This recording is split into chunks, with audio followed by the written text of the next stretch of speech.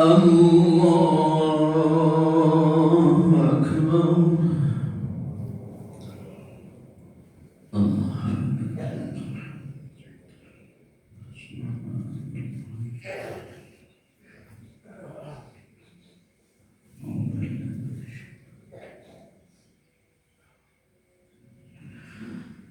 بسم الله الرحمن الرحيم. الحمد لله رب العالمين. الرحمن الرحيم.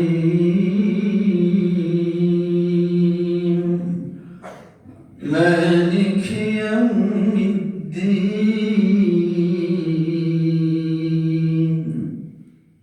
إياك نعبد وإياك نستعين.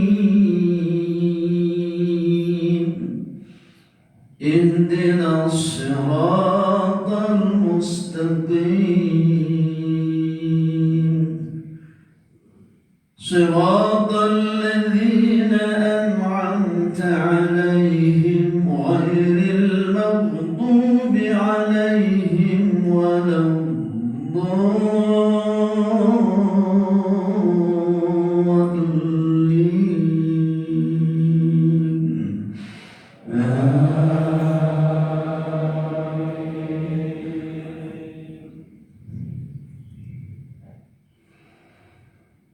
أقم الصلاة لدلوك الشمس إلى غسق الليل وقرآن الفجر. إن قرآن الفجر كان مشهودا. ومن الليل فتهجد به نافلة لك عسى أن يبعثك ربك مقاما محمودا. وقل رب أدخلني مدخل صدق وأخرجني مخرج صدق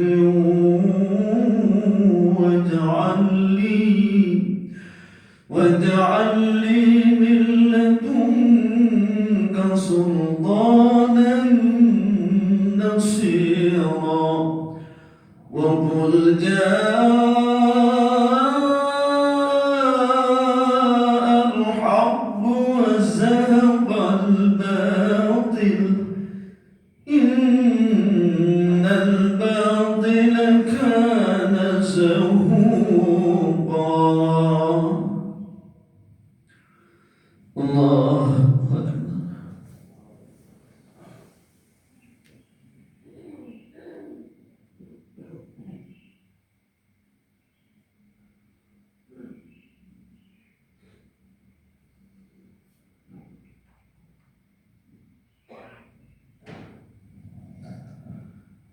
سمع الله لمن حمده.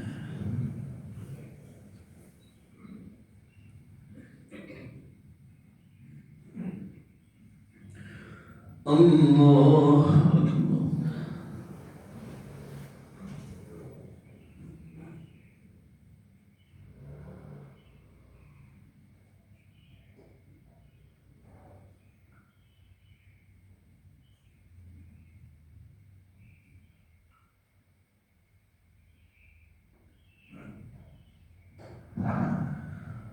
الله أكبر.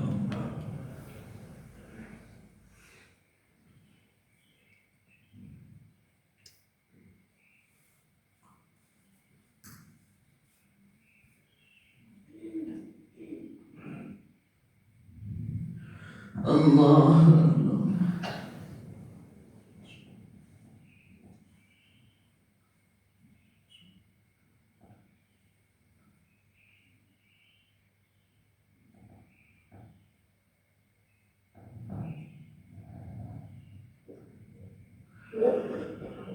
الله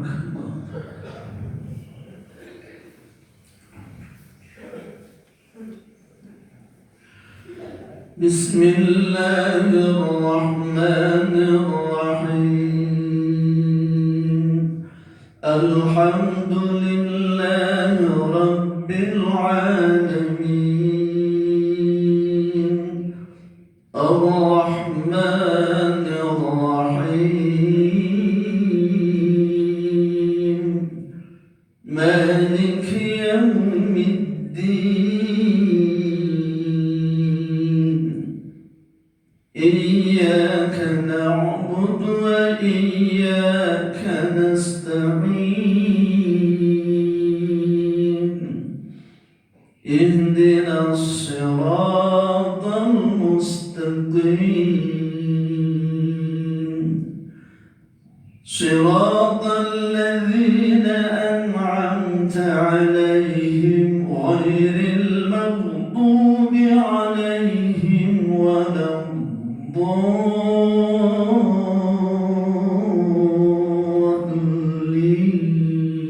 الضالين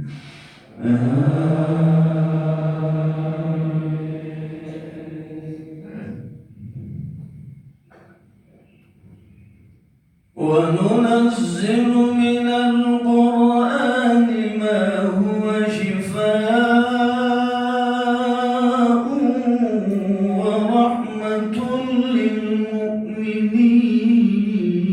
للمؤمنين ولا يزيد الظالمين إلا خسارا وإذا أنعمنا على الإنسان أعرض ونأى بجانبه وإذا مسه الشر كان يئوسا قل كل يعمل على شاكلته فربكم أعلم بمن هو أهدى سبيلا ويسألونك عن الروح قل الروح من أمر ربي وما أوتيتم من العلم إلا قليلا الله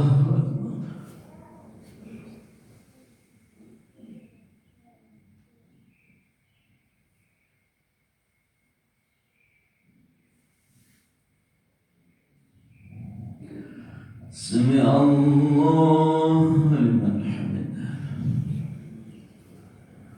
اللهم اهدنا فيمن هديت وعافنا فيمن عافيت وتولنا فيمن توليت وبارك لنا فيما أعطيت وقنا شر ما قضيت فإنك تقضي ولا يقضى عليك وإنه لا يذل من واليت ولا يعز من عاديت تباركت ربنا وتعاليت فلك الحمد على ما قضيت نستغفرك ونتوب إليك اللهم سلمنا والمسلمين وعافنا والمسلمين وقنا إياهم شر مصائب الدنيا والدين اللهم أعز الإسلام والمسلمين وأعل كلمتك إلى يوم الدين اللهم انصر من نصر الدين اللهم انصر إخواننا المسلمين في فلسطين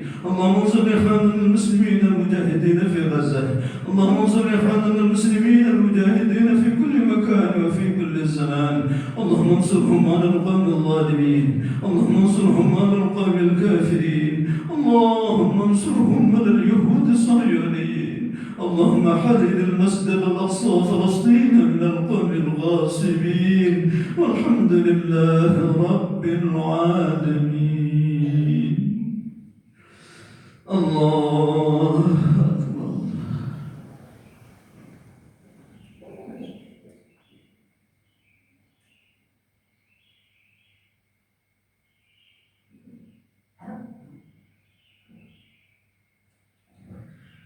الله أكبر.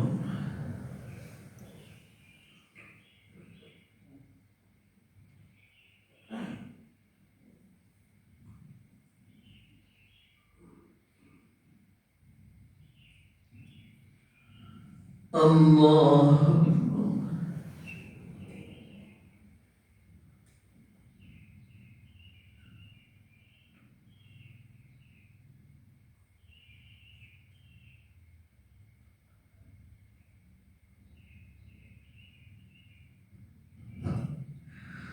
الله أكبر.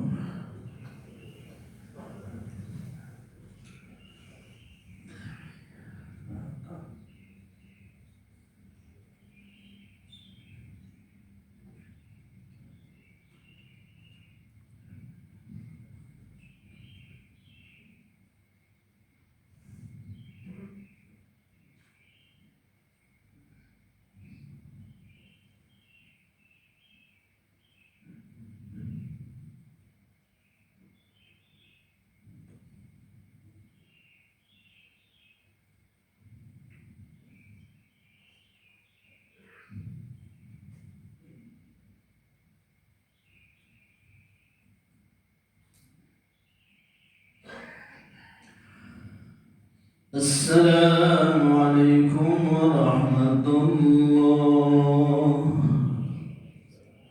السلام عليكم ورحمة الله.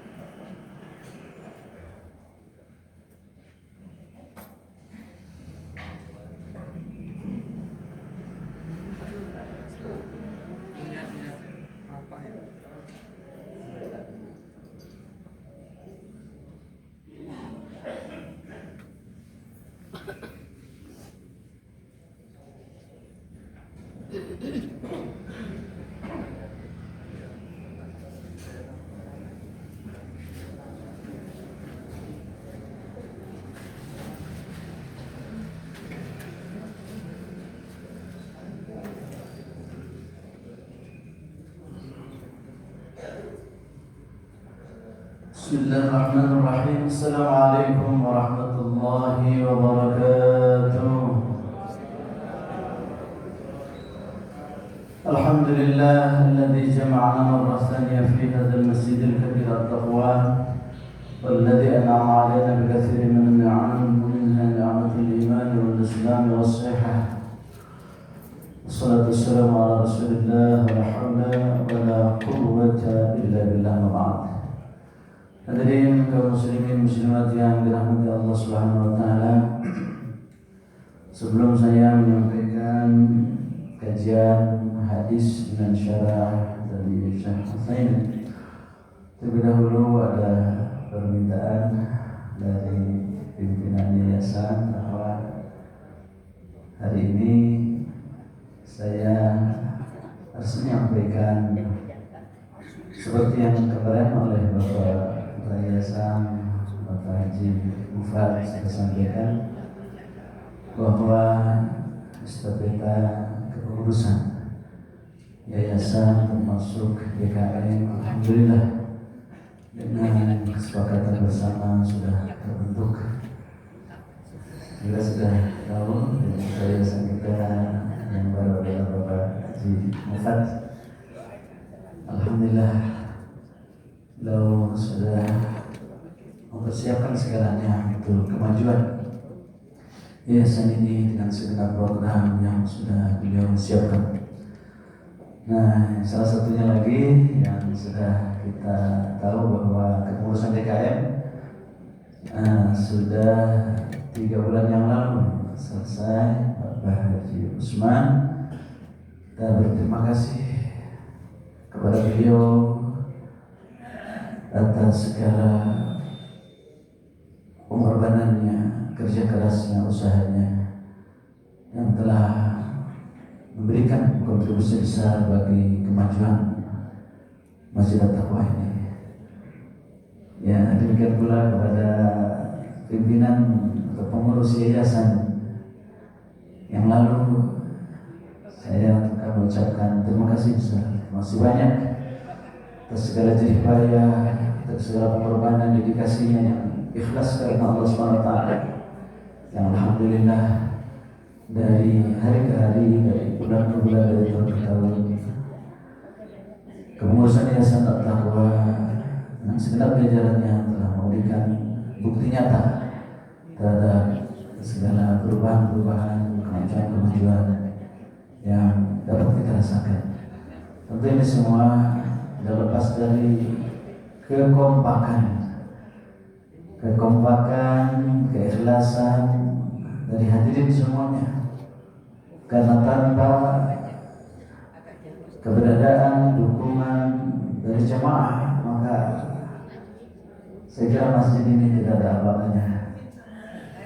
Sebab masjid adalah titipan Allah. Allah membangun masjid ini ussisa ala taqwa, la masjidun ussisa ala taqwa. Masjid ini rumah Allah dan masjid ini dibangun ala taqwa. Dasarnya adalah taqwa. Maka kalau kita memberi nama yayasan At-Taqwa, Masjid At-Taqwa, karena memang inilah yang Allah kehendaki. Pada ayat yang lain Allah menegaskan, innama ya'muru masajidallahi man amana billahi wal yawmil akhir wa aqama as-salata wa ata az-zakata wa lam yakhsha illallah. Jadi jelas sekali ini peran fungsi masjid dalam pandangan Allah. Dan siapa yang harus memakmurkan masjid Allah? Kata Allah dalam surat At-Taubah tadi, innama ya'muru masajidallah. Yang pantas, yang seharusnya, innama di sini tahsis, tidak ada yang lain. Kenapa sampai Allah menurunkan ayat ini pakai innama? Karena di zaman Rasulullah sebelum ayat ini turun, ada orang, sekelompok orang, organisasi yang mendirikan masjid bukan karena Allah, yang kita kenal dengan Masjid Dirar. Padahal sudah ada Masjid Allah itu. Waktu itu sudah ada. Kuba sudah dibangun, Madinah sudah dibangun. Tapi di dekat Kuba itu sekelompok orang-orang kafir mendirikan masjid, berpura-pura mereka mu'alaf dan masuk Islam, dan menyuruh orang-orang untuk masuk ke masjid itu. Ternyata turun dari Allah SWT ayat, hati-hati jangan memasuki masjid itu, karena masjid itu adalah masjid dirar, masjid yang akan membahayakan umat Islam. Kenapa? Tujuannya untuk memecah belah umat Islam. Yang kedua, ketika nanti umat Islam masuk ke masjid itu, akan ada serangan mendadak yang tiba-tiba. Maka turunlah siapa sebenarnya yang harus menegakkan mendirikan masjid Allah. Kata Allah, innama ya'mur masajid Allah, yang berhak menegakkan mendirikan masjid Allah, innama hanyalah orang-orang yang aqamus shalah. Innama ya'mur masajid Allah adalah alladzina aqamus shalah, orang-orang yang menegakkan sholat. Jadi ini esensi atau fungsi dasar utama adanya masjid adalah untuk tempat ibadah. Karena sholat inilah fondasi dasar bagi pergerakan perjuangan umat manusia. Sebab di dalam sholat ada unsur-unsur hablum minallah wa hablum minannas yang benar-benar menyentuh setiap individu muslim mukmin, semata-mata hidupnya untuk hablum minallah wa hablum minannas. Maka nilai salat terbagi dua, kata Rasul, lis-salati sinfani, sinfun li wa sinfun li'abdi. Bahwa pada salat itu ada dua nilai, ada dua manfaat, ada dua tujuan. Satu lillah, li untukku, kata Allah pada hadis qudsi, wa sinfun li'abdi, dan satu bagian untuk hamba-Ku. Artinya dalam surat ada unsur hablum minallah, hablum minannas.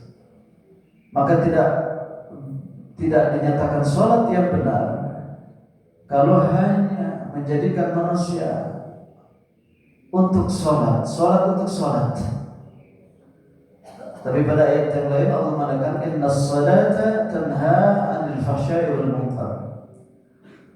Bahwa salat itu harus sampai, kata perempuan pada kesempatan yang lain, salat itu harus sampai pada kontrol sosial. Maknanya apa? Salat ini hanyalah wasilah, tapi tujuan dari akhir salat adalah al-akhlaqul karimah. Al-akhlaqul karimah lebih ditekankan pada hablum minannas. Maka dalam Fatihah saja sudah Allah bagi dua. Satu untuk Allah semata-mata dengan mengatakan Bismillahirrahmanirrahim, kita ikrar mohon bantuan Allah dengan bi-nya. Yang kedua, kita ikrar segala puji bagi Allah. Hadza kata Allah, ini untukku, ini untukku. Kita terus sifatkan Allah dengan Rabbil Alamin, ini untukku, kata Allah. Kita terus tambah lagi Ar-Rahman Ar-Rahim, ini untukku, kata Allah. Kita mengucapkan Maliki Yaumiddin, ini untukku, kata Allah. Pas masuk pada iyyaka na'budu, hadza li wa hadza li'abdi. Ketika iyyaka na'budu, hadza li, ini untukku. Ketika wa iyyaka nasta'in, ini untukmu. Jadi artinya di Fatihah saja sudah dibagi dua, untuk Allah dan untuk hamba. Maka kalau salat diawali dengan Allahu Akbar, mengagungkan Allah, maka di penghujung salat kita Assalamualaikum ke kanan dan ke kiri. Ini menunjukkan sesudah hablum minallah kita perkuat dengan hablum minannas. Maka kenapa masjid difungsikan pertama adalah menaqamus shalah, orang yang benar, yang menegakkan salat, karena salat adalah titik awal Allah mentarbiyahkan tarbiyah kita manusia untuk supaya dari sholat ini terpancar perilaku, sikap, akhlak yang memberikan kebaikan kepada sesama. Kebaikan apa yang dihasilkan dari sholat? Assalamualaikum. Itu suatu pribadi yang mampu memberikan kedamaian, ketenangan, tentraman, kesejahteraan bagi orang banyak. Yang kedua adalah wa ataz zakat. Peran masjid jelas untuk memberi kontribusi sosial, menunaikan zakat. Berarti ini satu amanah dari Allah bahwa bagaimana masjid dalam konteks yang lebih luas harus menjadi solusi sebenarnya bagi urusan-urusan sosial, khususnya di bidang ekonomi. Maka masjid di zaman Rasul multiple function. Jadi fungsinya begitu multi. Urusan ibadah mahdoh, urusan ibadah mahdoh. Itu fungsi sosial tadi. Bagaimana kesejahteraan bisa lahir dari masjid?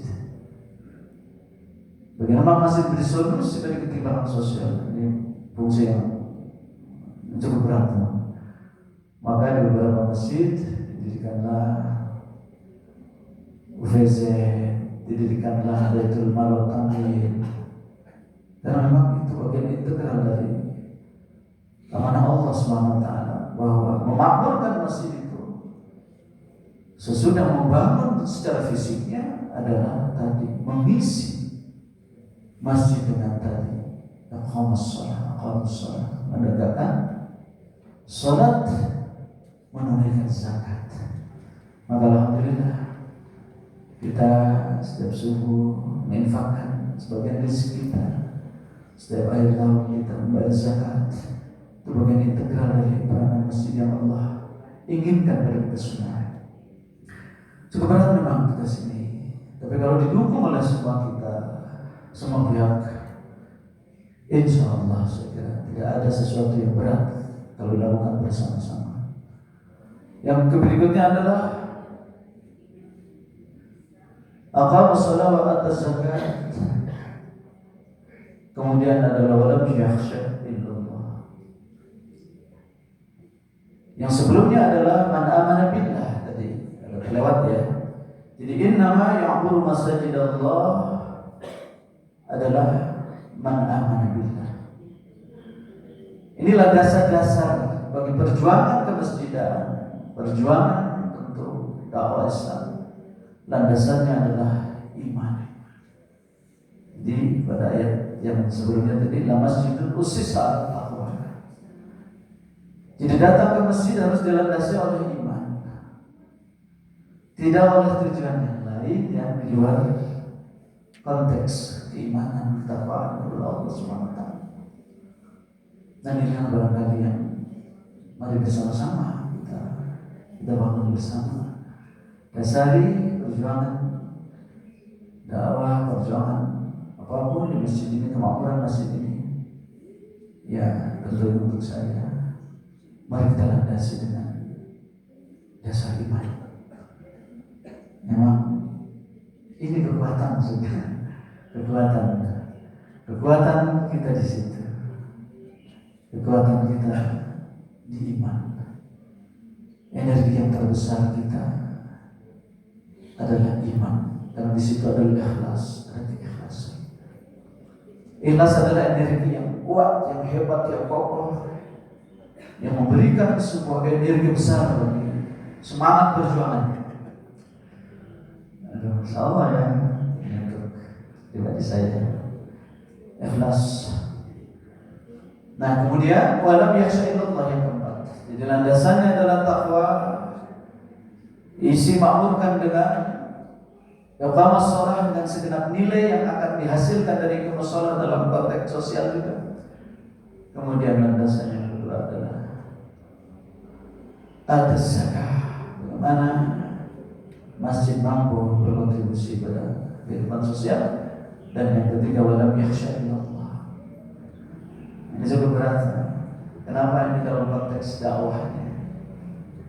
Jadi masjid ini harus menjadi sumber keilmuan juga, sumber untuk bagaimana meningkatkan wawasan keislaman bagi jamaah.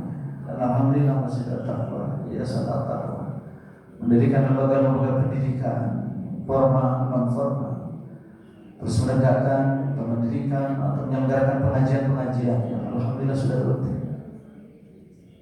Walam yakhsha illallah, dalam konteks tidak takut kecuali kepada Allah. Artinya apa? Artinya kebenaran yang sudah Allah amanahkan melalui Al-Quran, As-Sunnah harus disampaikan di masjid ini. Tidak ada istilahnya, oh jangan, awas di masjid ini, ayat-ayat ini jangan disampaikannya. Hadis-hadis Rasulullah tentang ayat di masjid ini nggak boleh disampaikan.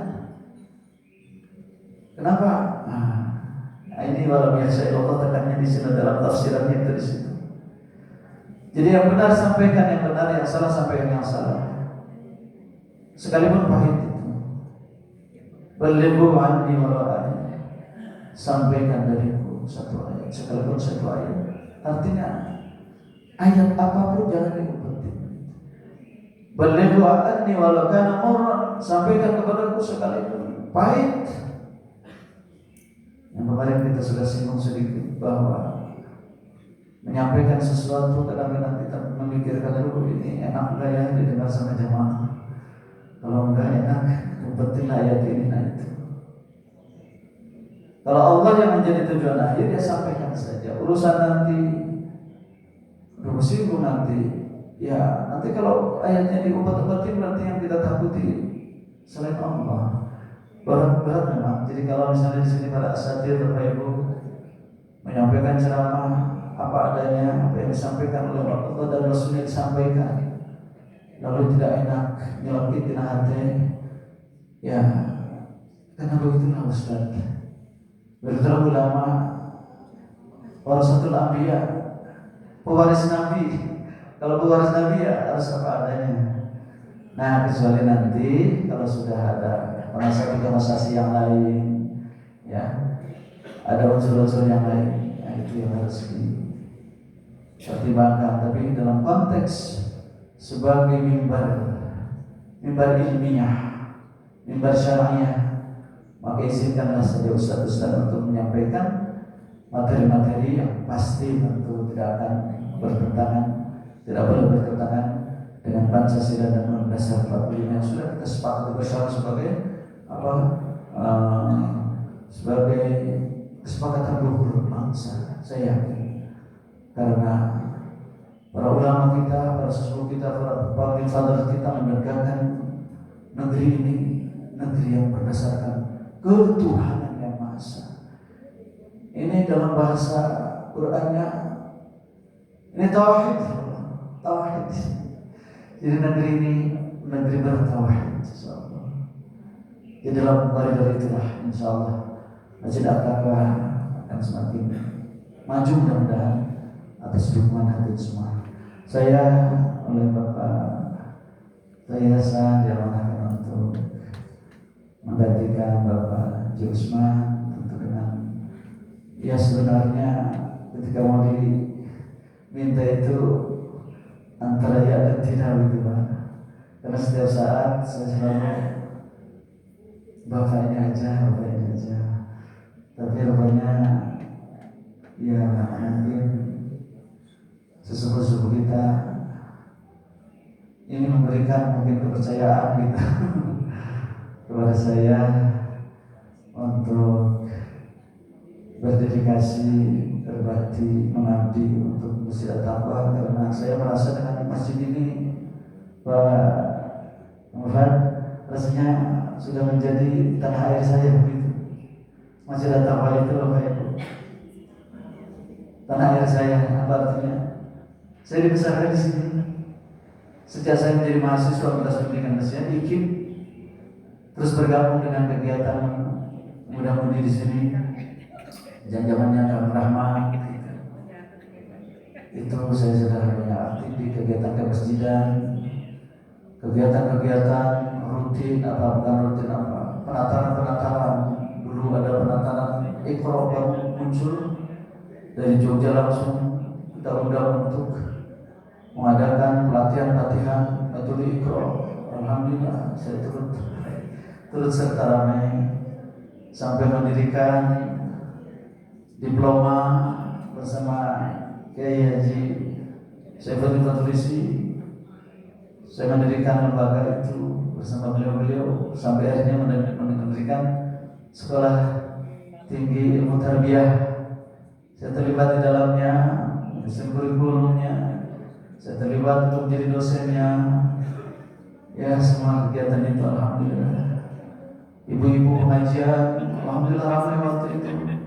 Sesudah metode Iqra datang lagi metode terjemah sistem 40 jam terjemah Al-Quran. Saya ditata oleh lembaga Istiqlal, kemudian kita manfaatkan di masjid ini. Alhamdulillah ibu-ibu semangat sekali itu untuk belajar terjemah sistem 40 jam. Kemudian ibu-ibu, Ustaz kan untuk terjemah itu harus bisa bahasa Arabnya, harus bisa nahwu shorof. Jadi gimana? Ya kita adakan pengajian nahwu shorof. Alhamdulillah antusiasnya sampai kita mengadakan pengajian nahwu shorof itu dengan ibu-ibu yang sudah nenek-nenek juga. Ya campur lah, bapak-bapaknya juga tidak mau kalah. Dulu alhamdulillah Bapak Haji Susena itu ya mengadakan juga kajian belajar bahasa Arab, nahwu dan shorof. Nah tapi kesini rupanya ada sepi lagi. Maka mudah-mudahan ke depan kita akan makmurkan lagi, ramaikan lagi. Juga ada anak-anak muda dulu, anak-anak muda itu aktif semua di sini. Akhirnya menghasilkan mubalik dari atapa ini karena ada anak-anak mudanya di tarbiyah di sini. Alhamdulillah menghasilkan orang-orang yang luar biasa. Maka ini barangkali nanti minta dukungan dari bapak-bapak, ibu-ibu. Kami ingin kembali menghadirkan anak-anak muda untuk terus melanjutkan estafet perjuangan masyarakat apa ini, karena bagaimanapun kita perlu anak-anak muda. Kita sebentar lagi mungkin sudah menghafal Allah SWT. Bagaimana kita menyiapkan generasi Quran untuk ke depan. Pak Haji, itulah saja barangkali. Maaf ini waktunya agak lebih panjang dan pengajiannya tertutup sebentar. Insyaallah di depan kita lanjutkan lagi kepada kita berjalan sholihin. Sekali lagi Bapak Ibu mohon sekali lagi amanah ini tentu amanah dari semuanya, dari Bapak Ibu semua. Kita mohon dukungannya. Mudah-mudahan saya bersama di jajaran PKM Taqwa bersama yayasan dengan terus kerjasama yang harmoni yang baik, insya Allah kami akan bekerja sesuai dengan kesanggupan yang kami miliki, dengan kewenangan yang kami miliki, dengan tugas-tugas yang sudah ditetapkan oleh yayasan. Insya Allah dengan Bismillahirrahmanirrahim saya akan segera mulai bekerja. Semoga Allah berikan hidayah, taufik, hidayah kepada kita semua. Mudah-mudahan Allah meridai usaha kita bersama sebagai persiapan untuk kita menghimpun pahala-pahala untuk masa depan kita. Terima kasih atas perhatian. Mohon maaf atas segala kekurangan. Aku boleh astagfirullah. Wajib dan Pak Yayasan sebentar. Yang kemudian ini petugas yang maaf Bapak Ibu, katanya ada yang mau ngasih juga itu apa ya snack. Mohon ditunggu dulu sebentar sambil Bapak Yayasan untuk menyampaikan apa yang beliau akan sampaikan. Terima kasih Pak, dari saya cukup. Assalamualaikum warahmatullahi wabarakatuh.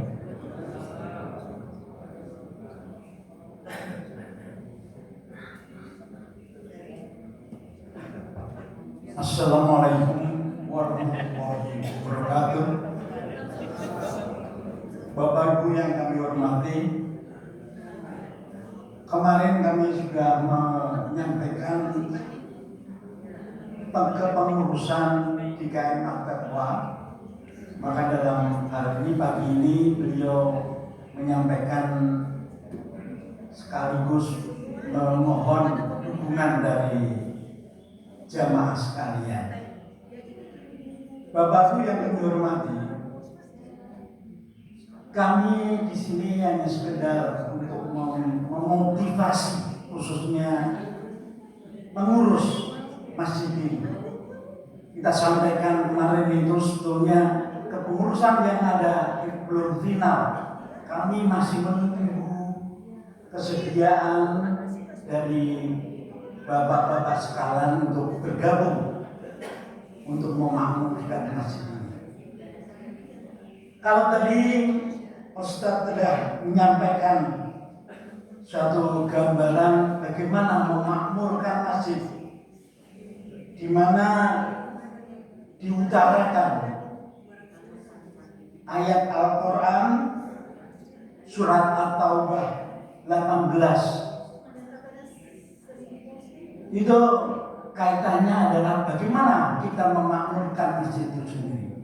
Tapi dalam hal ini saya akan mengaitkan itu dalam kaitannya kepengurusan masjid itu sendiri. Bapak Ibu yang kami hormati, bahwa kepengurusan atau takmir masjid ini memiliki peran penting di dalam memakmurkan rumah Allah dan menjaga keberlangsungan kegiatan ibadah di dalamnya. Mereka bertanggung jawab untuk memastikan bahwa masjid menjadi tempat yang nyaman dan bermanfaat bagi seluruh umat. Kaitannya dalam hal ini, ayat tadi yang disampaikan itu artinya yang tekstualnya adalah surat At-Taubah 18, sesungguhnya orang-orang yang memakmurkan masjid Allah ialah orang-orang yang beriman kepada Allah dan hari akhir, menegakkan sholat, mengeluarkan zakat, dan tidak takut kecuali hanya kepada Allah. Karena itu semoga mereka termasuk orang-orang yang mendapat hidayah. Kaitannya dengan kepengurusan, kalau tadi kaitan dengan secara umum bagaimana kita memakmurkan masjid, bagaimana kita memotivasi diri untuk menjadi yang terbaik. Dalam kaitan ini, takmir masjid yang dibentuk ini sebetulnya dia mempunyai tugas yang mulia, strategis.